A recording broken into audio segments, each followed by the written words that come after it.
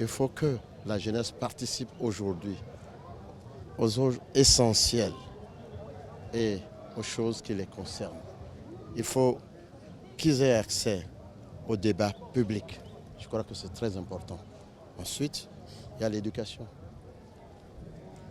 L'école est à revoir entièrement. C'est pourquoi, si j'étais élu, je mettrais en place un grand ministère de l'éducation nationale.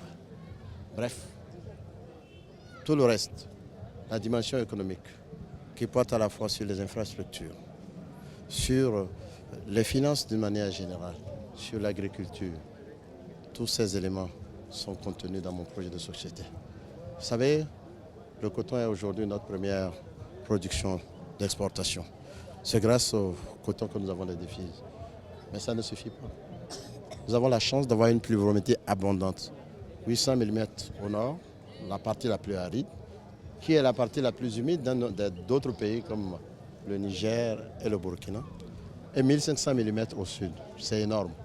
Il faut réorganiser ça à travers les quarts d'air pour que le Bénin retrouve son rythme d'antan dans les productions de rente, comme le coton, le palmier à huile d'anacarde, mais aussi dans la production vivrière, comme le riz, le maïs, le manioc, bref, j'en passe. De toute façon, il y a du travail. J'ai espoir, parce que ce pays, je l'aime. Il a un potentiel énorme, du point de vue valeur humaine, du point de vue ressources humaines, du point de vue ressources naturelles. Nous devons nous y consacrer les prochaines années pour y faire justement de cela un pays prospère. Étant l'ex-ministre de la Défense au Bénin, comment appréciez-vous la sécurité des biens des personnes dans notre pays? C'est ce que je vous ai dit. C'est pourquoi j'ai commencé mon projet de société par la sécurité des biens des personnes dans notre pays. C'est un chantier fondamental pour moi. Je le connais. Je sais ce qu'on a pu faire. Je sais ce qu'il reste à faire. Les forces de sécurité sont disponibles. Il leur faut des moyens. Il leur faut de la formation continue. Comment évaluez-vous alors l'état de lieu de la politique au Bénin actuellement? Écoutez, nous sommes un pays démocratique, donc un pays ouvert. Je pense que les choses se passent comme elles doivent se passer, sauf que j'ai un problème de fond.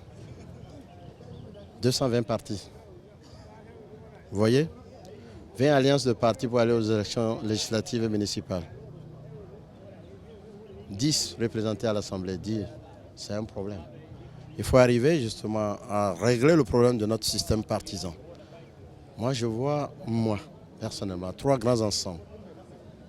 Un ensemble de gauche, un ensemble de droite, et puis un ensemble de centre. Et il y a des hommes qui incarnent ces 3 dimensions dont je viens de parler. Et je pense que nous devons nous y mettre, nous y atteler, et nous arriverons justement à amener le système partisan vers ces ensembles-là qui permettront de faciliter les alternances au pays sans tenir compte d'une région, d'une ethnie ou d'une autre. Si on vous demandait de faire l'état de votre tournée, que pouvons-nous retenir?